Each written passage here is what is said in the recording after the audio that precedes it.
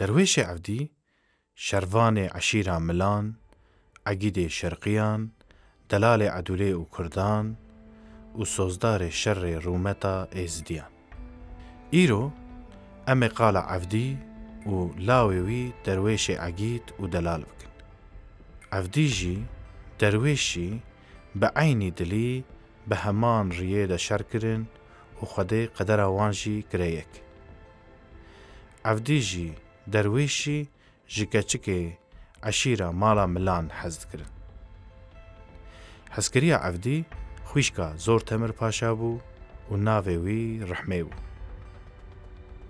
حزكريا درويش عدولا قيزا تمر پاشا بو لي حردو جي نگيشتر مرازي خو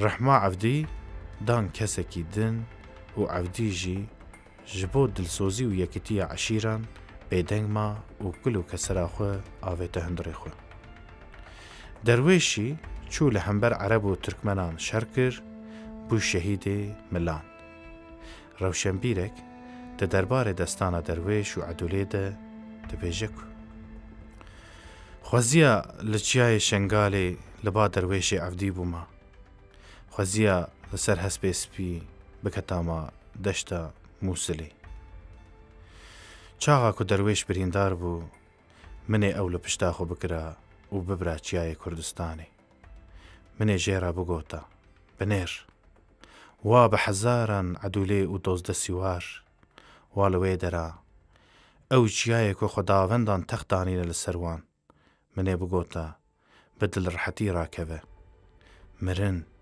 جو كدري و چاوا تبلابي ايدي غم نخوه مني بوغوتا حتى بيغمان راستيا جيانك آزاد و كردبوني وی هبه نها امي دست بدستانا درويش عفدي بكن 200 سال بري للدر و دورا رحاي قالك عشيرين كردا هبون عشيرة ملانجي يك جوان عشيرة بو سرويري عشيري زور تمر پاشا بو عرب و تركمن جوه عشيري عاجز بون پر جاران ايريشي وان دكرن و بوان را شر دكرن دخواستن جیو واری وان داگر بکن زور تمر پاشا جبو خلاصیا وان شران چو استنبولی لوی دره خواند و بو پاشای عثمانیه داویه وگری او هات سر ملان عفدی ملحیم و مستی فرحی دستبراکی وی بون عفدی شرقی بو جا عشیره دینای بو عفدی اصلی خواه ازدیه جیای شنگالی بو جبر دولت عثمانیانو مسلمان کرد و عرب به تایبتی جی جبر عشیر شمیران و ترکمانان کوچبر ببون خو سپارت بون ملان مستی فرحی سروک عشیره دودکان بو لگوری گوتنان او جی بری شرقی بون نها ببون بسلمان او جی شنگال هات بون و ملان دریه واری خو جوان رجی وکری بون او عدتا جبری و دناو کردان دهیه عشیره که بکوین زوری و کوچبر ببن عشیره روشا وان باش دری خو جوان را ودکن و وان دحوین عفدی ملحیم هر تم به تمر پاشاره بو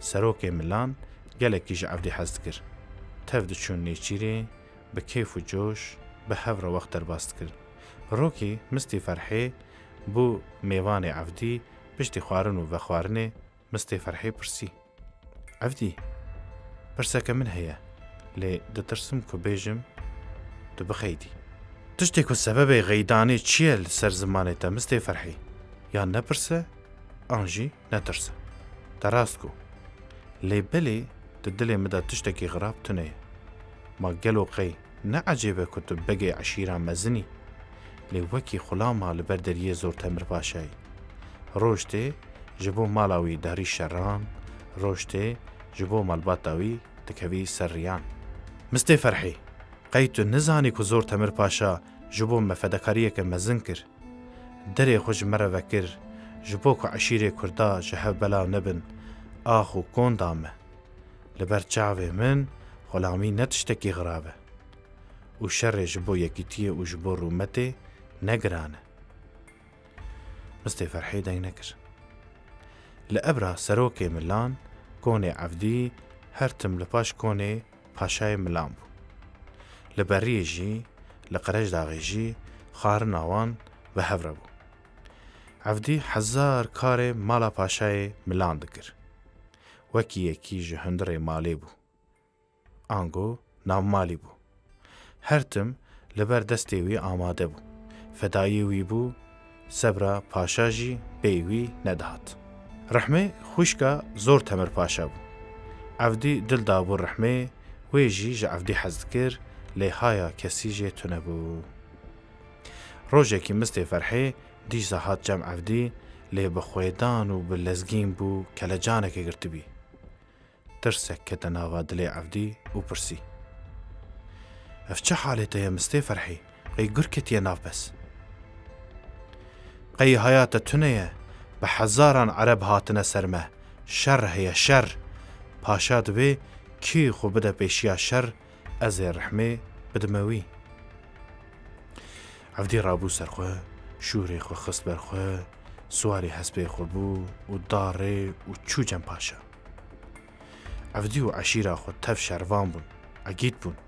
گاوا عفدی گهیش جن پاشا گوت تمر پاشا ازی بکفن پیشی و شر بکم جبوته جبو گل جبو پیش روژا خورد و کچه مه جبو یکیتیا عشیر کردان. پاشا پرکه خوش بو و شوری خو کشاند دا دست عفدی. شوری مه ده دست تده و عشیر مه لپشتا تنه. مالا من مالا تیه تو حوالکی وفادار مزنی. چه داغوازی تهبن بیشه سوند و قسم ازی لسر گوتنا خوبم. داخوازیا من سلامتیا کردا و ساغیا تیا پاشا. زمان عفدی نچوکو ببیجه از رحمه جی دخوازم. شرمکی پیگرد زمان لیگران بو گوتن جدیف در نکد. عفدی و عشیرین خواه بسر عربا دچون و لدشتک مزن راستی وانات. عفدی دید که اسکر عربان جوان گلکی زیده ترن. سر هر اسکره که عفدی 8 اسکر عربات کت. اسکرین پیشیه به تیر و کوان بون اسکرین لپاشی سوار حسباب. عفدی هنکیجی با آلی عربان ده چو و سکنه. رمه خلا عرده خست و گوت اف رم حدود ميه امن نهيلن كنا يار بكوا آلية شرقي في حدودي ايرو اف حدود ناموس رومتا عشيرة ميه نهادا كيد ترسب لا وگره امي رومتا خو ندن دستي ترسونكا شكسي دنگ در نكت هر كسي بدل و جان و بدل حزاب گهداري عفديد كره عفدي تفديركا خدير ارتشا خو بالريك خست بالتمامي 400 شرواني ويهم 200 جي سواري بون 200 جي بيا عفدي اسكري خو كرد 4 بر و هر بركي بيهورك داي 2 بريك سوار بون مرتال گرتن و آليه جب و راستي سكنين هر 2 بري دنجي بپیاتی تنی شور ده دستا لناوه ده سکنی. عفدی جی دناو بره ناوه بو. عربان دست به ایری شکر و به توز و دومان هاتن سروان. گاوا نیزی بره ناوه بون بره ناوه ایری شیوان کر. عربان به تیران رشان دسته شروانان به مرتالان خو پاراستن لیوان دیسا جی حجوم دبرن سر. عربان تیر داوید وان خود پاراست و دما بارانا تیرات قدیان گاو بو گاو برواد شو. شروانا مرتال راد کر حتی که گیشتن هفدو. عفدی راست حجومه تیربازا کر لهاوردور نیار هبو. بشور و رمان لمرتال آدخست. لی شروانان مرتال برند دا. و راست چون سر تیربازا. گاوا که گیشتن وان تیرباز تور ترسیان و رنگ جوان چون و رویان. سیوار حیاوی قاسه سکنی بون و چاوی وان لسر عفدی بون. عفدی حمو تیرباز بلاو کرن و اشارت تا سیوارا. سیوارا جهر دو آلیا دا حجوم کرن. عفدی و شروانا وک شیرا خود عویت سروان و بشور و رمان بپشتا وان دخست. دناف توز و دومانی دا چاوی عفدی لسردار عربا کد. شروانکی نیارکی عرب گرد و جهزبی آمد. لحزبی وی سوار بو و شوری وی راکر و حجوم سردار نیاراکر. دو جاران مرتالا سردار خست و شکار. سردار ترسیا و باشتا چون. عفدی نیشت که سردار برمه. رمه خوراکر و لسنگا سردار دا چکار. لشکر نیاران دید که سردار جهزبی خو کد تا بلا بو باشیشی رویان. پشتی شرداوی بو عفدی لسر حسب خواه بسر بلندی بر به ایله و هات. جن، میر، گال و زاروک به هزاران کسی بجوشه که مزن و به دلیلیان چون پیشی عفدی و شروانی بو. جاوین عفدی بکونه تمر پاشا کت، جاوین رحمیجی به عفدی کت و آگریکی شیرین کت دلی حمدون. عفدی به وی شری نشان دا که چه شروان و عقیده که لی زور تمر پاشا لسر سوزا خونی نسکن. پاشا فکری و گوت عفده ایزدیه لی ام بسلمان که از چاوا خوشکا خو بدوی. پشتی دمکی عفدی بهیست که رحمه دانه یکی دن. عفدی دنگ نکر و کت گونه خواه بر روش و بمهان جکون در نکت. عفدی کلو درد خواه آویت دلی خواه و بریار دا که کچک بناوی عیشه را بزوجه. ده دعوت عفدی و عیشه ده تمر پاشا و خانم آویجی به هفراکت نگوونده و سرپیشی کتکشاند. عاشقان تیرا خو چاباش کرن میوان دعوت بخوره پزی کیره و خلاطا زاوی دانی. پزی که هاتن سر دعوته تیرا شیوه کرن. این برمایشی دان سر قلن و قلن عیشه تمام کرن. سالکی شنده لاوکی وان هات دنیای. عیشه و عفدی گوتن گلو ناوی کره خو هم چه دین؟ عیشه جا عفدی را گوت. دلالیم امی ناوی لاوی خو چه دین؟ عفدی هنکی سکنی و گوت. عیشه که تو جی قاهر بی از دخوازم ناوی وی درویش دینم. لوان چاغا والیه که قدوسی هبو. اصلی خواه جا آمده بو. و ناوی وی درویش بو. دچونو هاتنا خوی آمده و قدوسی ده لعبرا پاشای ملاند بو میوان. زاری وی و خوی ناوی پر شیرین بو. جملان پر حز دکر. ملی حتانی حدود باجار مزن بیر دچونو دهاتن. شبک بری والدین عیشه دیسا لمن دلی لعبرا ملان ببو میوان. عفدیو چند پیای ملان حتانی گنده سرسنگ پیره ببون هوال. جبوه عفدیو عیشه خستن سر هف و قرار دان که ناوی لاوی خو داینن درویش.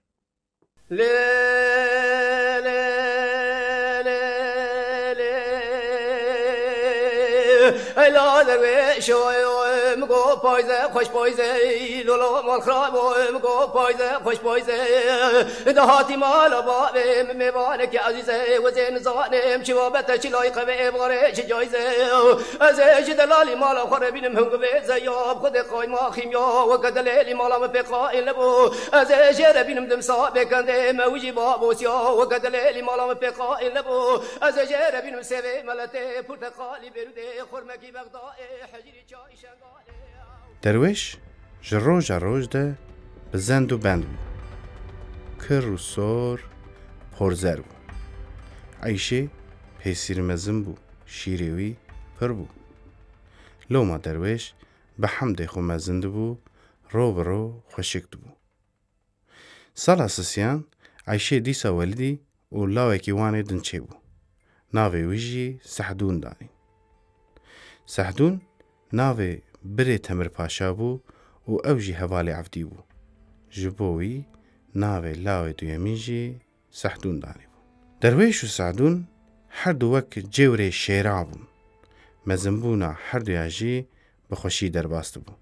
خواردن و vەخواردنێ وان، شێلاوان، جل و لیباسێ وان تم بژارە و لەڤاتی بوون. لەڤاتا وان لیستکا وان دکەت چاوێ مرۆڤان. زاڕۆین تەمر پاشا یê kurîn tune bûn.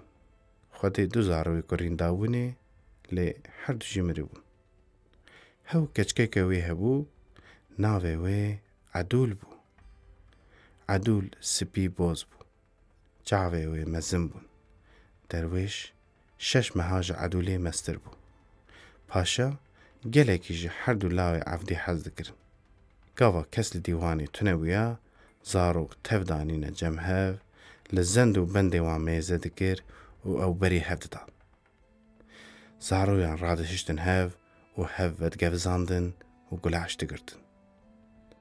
Wî ew danîn li ser sifreya xwe didar û niştandin û tev nan dixwarin. Carna jî bi wan henek dikir û bi wan şad bû. Bi wî şeklî zaroktiya Derwêş û Edûlê bi hev re derbast bû. Derwêş û Edûl bi hev re diçûne bêriyê. Li ser rêya bêriyê Edûl di rê û şivereyan de dimeşiya, Derwêş bi kêleka wê diket di ser keviran re baz dida. Di hembêza wan de kar û berxên virnî li ser rêya çûn û hatinê bi hev re şêwr dikirin û dikeniyan. Wer xweş bêrî dikirin ku şivana ji wan pir hez dikir. Miyê doşan hînê bejna wan û dengê wan bibûn. Ji wan nedisilkîn. Bi xwe diçûne ber hêlêbiyan, bêrîvanan bi serê pêz digirtin û hilêbiyan ew didotin.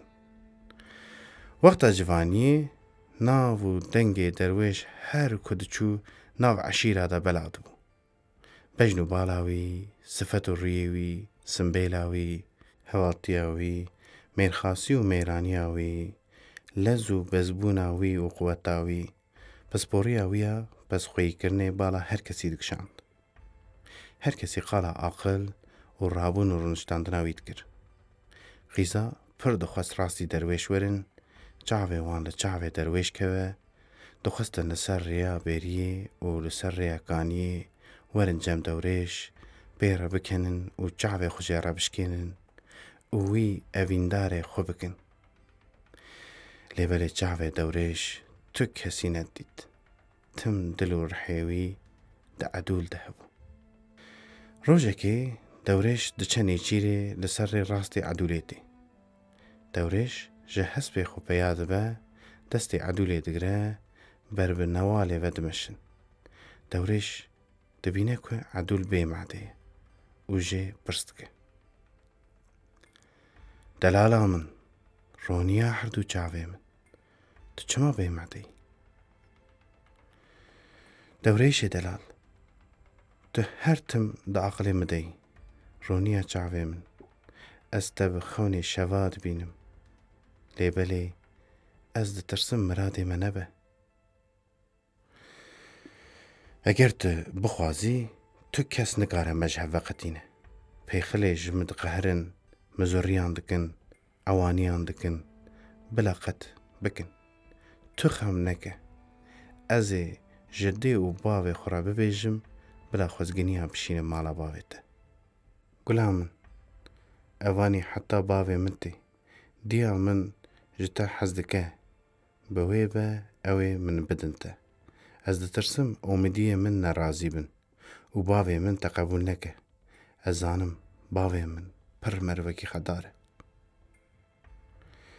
Roniya çavê min, eger te nedim min û tu bixwazî, bi min re were ez ê destê te bigirim, em ê xwe bavêjin çiyayê Şengalê, li wê derê 50,000 malê êzidiya hene.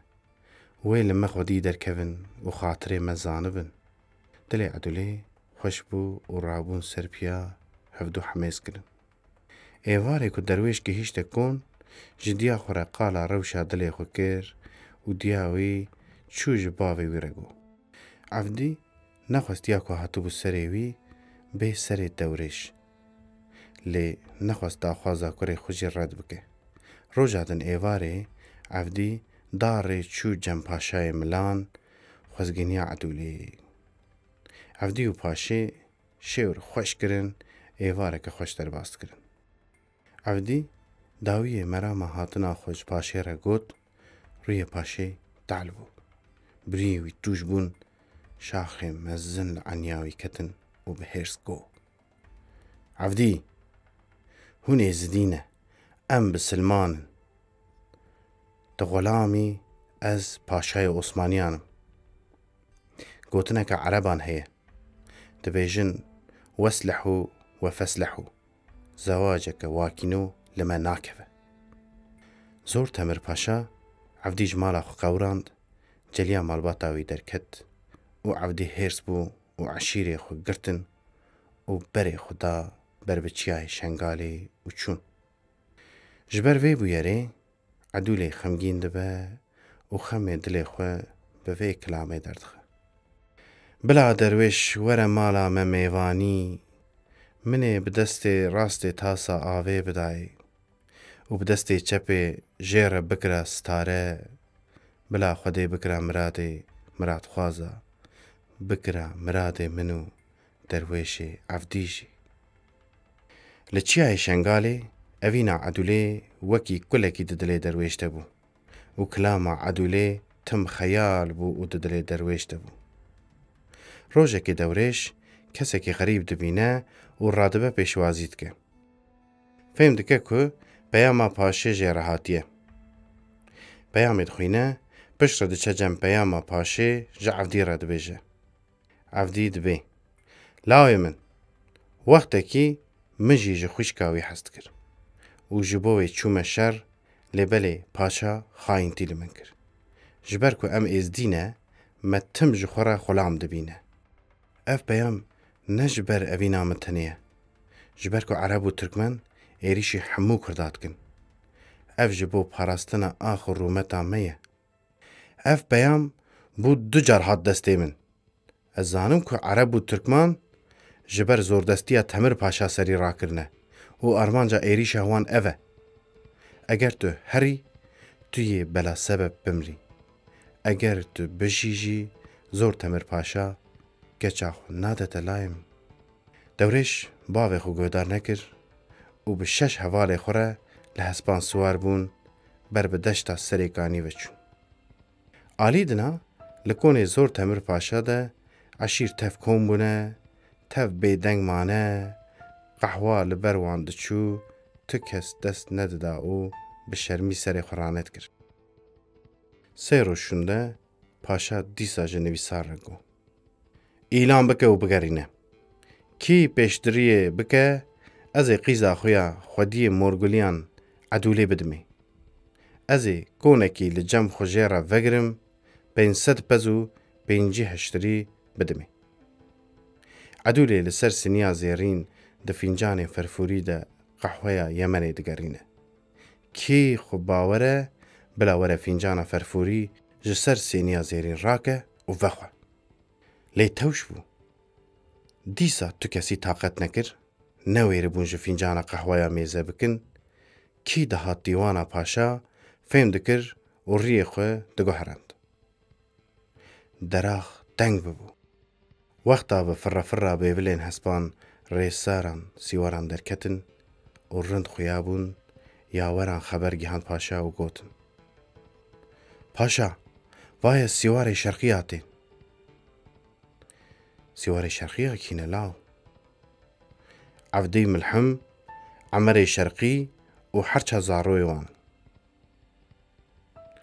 لدروا بیاین شرقیه و هر دو حواله بر بهیلا دیوان مشیان حتانی بردری چون جکون کس در نکد حوالی شاشمان تشتکی چوت هبو نزانبون او تش چیه حوالین رواق دا هیله او ریل شرقیه وکر هر دو کال مشیان حتانی جم پاشا چون دستی وی گرتن پاشا رابو گرمی که دستی هف راموسان او لهنداوی جیتانین ورونشتن لسر سلاوی وان دنگ به کسی نکد دورش بری چو دست پاشه راموسا پاشا جی هر دو چاوی وی راموساند و دورش وگریا نزیکی حاودین هشتران سر پیلاوان رونشت چاوه پاشا تجیبو او ده هندره خوده گود. من چه تشتکی نره کربو؟ از دبن باندورا فساد و گلاج عنده ما بوم. من بلا حق جیلا مالا عفدی ملهان درخست. بره باوی وی عفدی گلک جاراج بوم خو فدا کر. لکلامان، لزناران، لآگرو بیتان خود خلباند. و نهاجی دوریش دکه که روی من ملاس بید.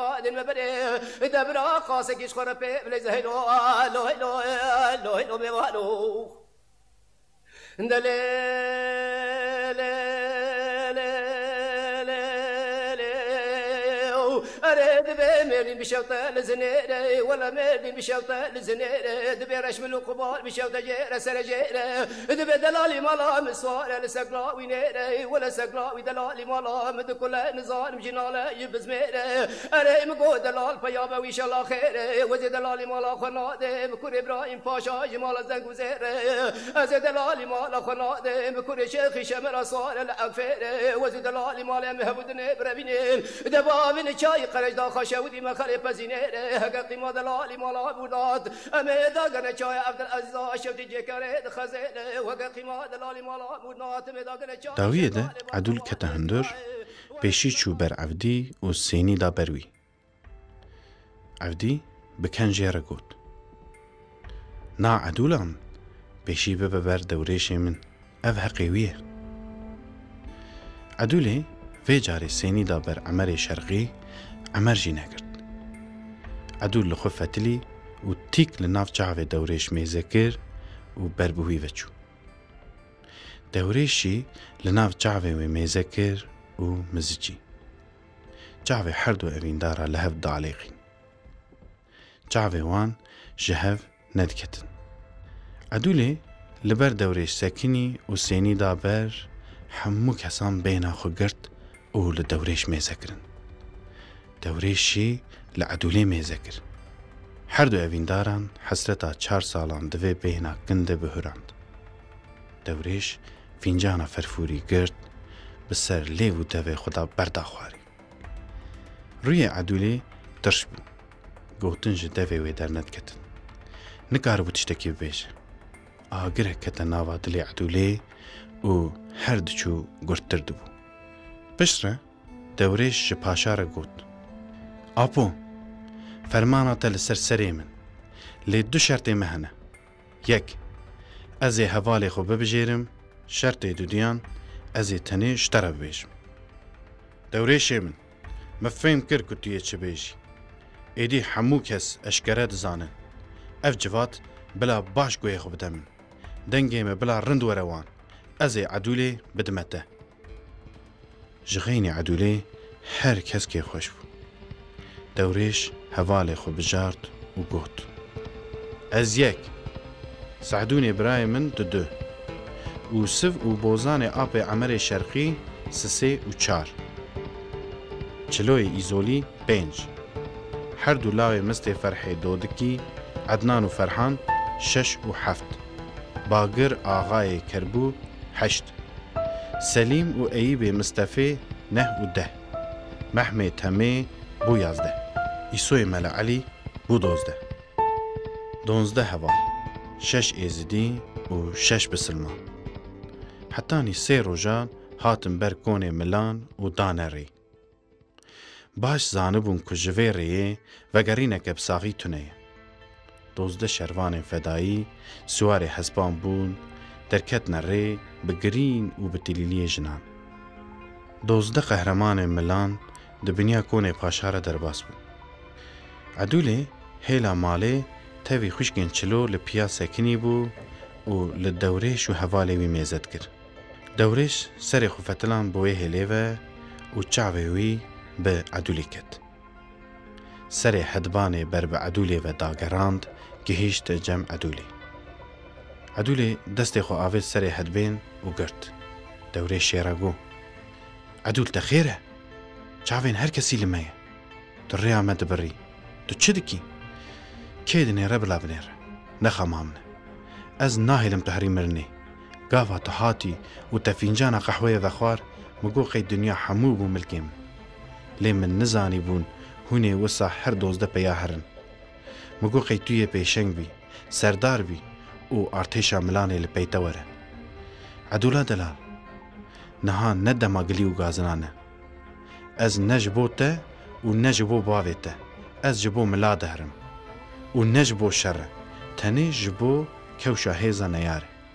دوريش بشتا خدا عدولي و بهوال و هوگري خورچو عدول قيريا و گريا لي دوريش گوه نداوي و بشتا خداي و چو دروجان لچولا سيوريگي بحسبان بني گرما هاويني لسر ريا خود دوام کرن هاتم بر زناركي بين خوفدان دوريش ديد كو سعدون بهم عديه جي برسي براي دلال تخيره ام دچن جنگ و ديلاني گرك تو بوي كيف خوش و سربلند بي تجبو چه بهم عديه كاكيمن تجي زاني از شر ناترسم لي ام از دينه ملان بسلمان و زور تمر پاشا جبر وی دو جاره ام خاپاند براي من ام نجبو پاشا دچن شر ام جبو گلی خود چن لي عدولي دوريش بيدنگ ما سعدون هنكي سكني و ديسا دوام كر بينش خوشكين چلو هنه و بيبرانه عدنان و فرحان درگستينه بشتي شش مهان مي گووند بگرتاج بوان جغيني سليم و مستو كس تنه نفشي وان بردوام بكه و ازو تو ام تني دولا وند مالا باوي خدا قيتو ما حمويا جبو عدولي فدات كي دوريش راد بسر خو و دبيجه گلي هوالا مگو هدار بكن كي جوا دخوازه وگره بلا وگره ددلي كي ده خما مالبات و اوينا وان هيا بلا وگرن مجي ديو باوي خو و دلال يا خو لپاش خو هيشت و من جيانا خدا سر ويري جبو آخو ولات كي تي بلا وره ده هايدي دوريش گوتنا خو قداند و سوار هدبان خو بو و چو 11 هوال بيدنگمان و عجيب مايل درويش نهرين بيشي سعدون رابو پاشي جي هوالي وي رابون و يك بيك كتنا بي درويش نيزيكي كپزا كي كان کرن ميزه کرن دو سوار لسر سكرينه و رياواند پين نيزيكي هر دو سوار سكنان دي بون دوريش افر ناسكر و چو جموي افر گوت لو درويشو براكو قي پاشا تو شاندي سرمه اف چفتنه و فساديه لي تو چاوا هاتي چه بوجه هوالتي و براتيا ما قي توي شوري خول سر مدراكي نجبو براكو جي هاتمه جبو پاراستنا گلي خو هاتمه افر كنا بسبب براكو جيبه تفگره بلا زور تمر پاشا وره من قهوه سوزداريه و خواريه جنها و بيده اف شر منه حكتو براي مبي وگره مالا خو و دفج شر برده مجبو زور دستيا تمر پاشا سري هلدا كتب براتيا مقايل نبي مبگره و ببناو ملان بيجه كم سردار عربا قرتيه كجتا باور نكن لبر چاوي وان ما بكوجه لبر نسكنه هزي عرب و تركمنا لپشت في گري رشن حكتا ببينن ازي نقاربم تخلاص بكم افر چگو چنگود دوريش بريارا خو نگو هرد و جهفدو وقتيا گاوا افر چو جهيلا اتشاني دنگ هروبيان دهات و توز و تبرا برلنگ دلول و حسبان ببو دو خان و بسروان كتبو درويش گوت حوالنو شر ما دست بكر اما ايدي نكارن خوش بروان ودزن دا ام خو بگين دياري گريات شاني دوريش شوري خو كشاند و بحوالي خوره ايريشي 1000 نيارا كر ارمانجا درويش او بو که هزي نيارا بشكينه و بگيجه گريات شاني 12 لهنگ ملان ايريشي 5000 عرب و تركمن كر بدنگ شور و مرتالان دناوا توز و دمانان كت ناو نيارا و يكتيا وان شكاندن و گهيشتن سر گريات شاني دوريش ديد كو خلاصي تنه جسعدون را گوت خلاصيا ما تنه و ملي لبندا آگاهيا منه هره و هايا وان بيخه حيا هم ورن اما شر دريج بكن لين سعدون نجي هوالكي دن قبول كر جبروي درويش ساكني و فكري لێ تڕێ نەدیت. سعدون دجارێکی دە ئێریش بر سەر نەیار و گوت ئان یەکیتی ئانژی مرن. دەورێش و هەواڵێوی کێلیەکێ شاشمان و چیلۆ گۆ ڕابن هەواڵنۆ دەم دەما یەکیتیەیە تەف کەتنە ناوا شەر. گاوا 5,000 لەشکەر بە 12 شەروانان ڕێکەتن شەر وەخت نیورۆ بوو. حتا ئەسرکی شەر بەردەوام دکرد و هین یەک شەروانژی نەکەتواردی. شەروان وەستیا بوون لێ شەر بە دژواری بەردەوام دکرد. دەورێش چاو لە چیلۆ خست، چیلۆ بریندار بوو و تیرێک لە سنگێوەی وەرببوو. دەروێش خۆ ئاوێت ناو نەیاران کۆ بگیژە چیلۆ لێ نەیار بەرنەدا کو دەروێش بگیژەوی. حتا دەورێش 3 لەشکەر کوشت و گیهیشت. چیلۆ ژە هەسپێ خۆی کەتە عەردێ و دبنێ لنگێ هەسپادەما. لە ئالیە دن سعدونژی بریندار بوو. دەورێش لەز و بەز گیهیشت سعدون و ئەو گرت برە سەرگر. هەواڵێ دن پەیوان هاتن سعدون لە هەسپێ کرن و بەر بە ملا شام. لە ناوە نەیاراندا کۆسە وەیس هەبوو. دەورێش دخواست کو پێشی وی بکوژە. هەیە سەردارێ نەیارژێ هەبوو و گازی کۆسە وەیس کرد. سەردار دخواست کو وی بکار بینە. کۆسە وەیس ترسیا و پرسە کاتە حشێوی و گوت هەکە هون دخوازن ئەزی وی بکشینمە پەی خۆ و ببە مالیە کۆلە مشکان. هون مە بپارێزن. دەما لەنگی هەسپێوی کەتە قۆلەکا مشکان هونێژی بگەژنە مە و ئێریش بکن. لەسەر گرێ ئەتشانێ دەروێش و شەروانێ وی دیسا کەتنە شەر. ji ber ku çîlo û Sehdûn tev xemgîn û hêrs bibûn ji bo tola wan hildin wek şêra xwe avêtine ser neyaran. Erd sor bibû ji ber miriyê leşker û hespan. Dewrêj mirina hevalê xwe yek bi yek didît. Pêşî Ferhan û Ednan ketin. Pişt Rebagir, Çîlo, Selîm û Eyîbê Mistefa, Mehmê Temê û Îso ketin. Dewrêj her carî zêdetir hêrs bû û dijwartir şer kir. Neyar dît ku ji derwêş xilas nabin û kose wês xwe nîşanî derwêş da. Dewrêj hicûmê wî kir. Ew jî reviye heta kola mişkan. Dewrêj hema ku gihîşt kose wês lingê edban kete qulika mişka. Melê rastê yê dewrêj şikiya bû û nikaribû şûrê xwe bigire. Neyar bi dijwarî lê dixistin. Heya ku efer gihîşte ser derwêş û got. Birayê derwêş êdî bes e. Destê min naçe ku te bikujim. Dewrêj bêhalê êdî. Nikare şer bike û disekine. Efer ji hespê xwe peya dibe tê ber dewrêj. Dewrêj li erdê vezeliye û birîndar e. Efer bi vî halê dewrêj xemgîn dibe. Birayê efer, eger tu yê me bikujî tu zanî. Bi dilê xwî lê daxwaziyeke min heye. Bêje, daxwaza te ser serê min.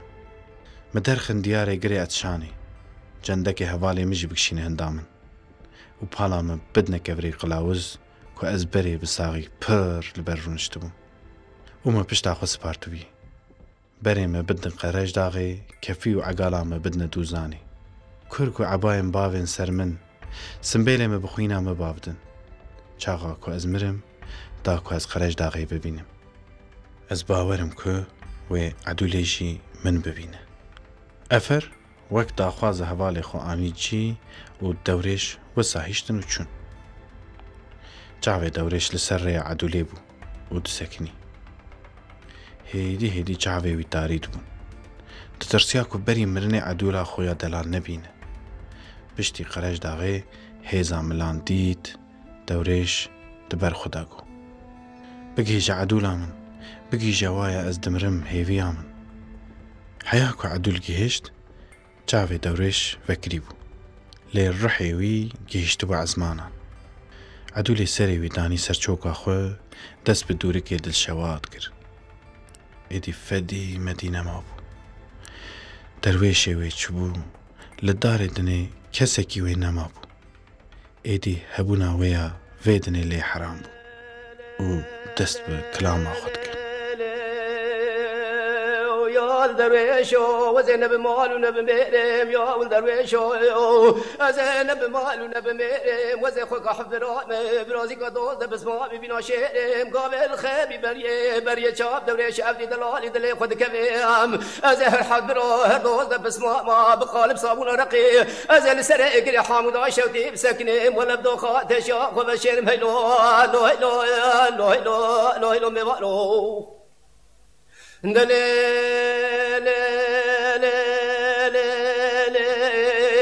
أنا درويش تقول لك شيء من تمالك زوري زابيش تنابي رمال خرابي من تمالك زوري زابيش تنابي من اشتد بكونك رش عربي بيسو شهر سوني ملك تنابي داري بنابي دبس بك من سنگ كونابي كنت عردي بري كونابي دتيجي طابي بخده مسود خول يا بيش درويش عبد دلال دلي خو مكسكي نابي هلو هلو هلو هلو هلو هلو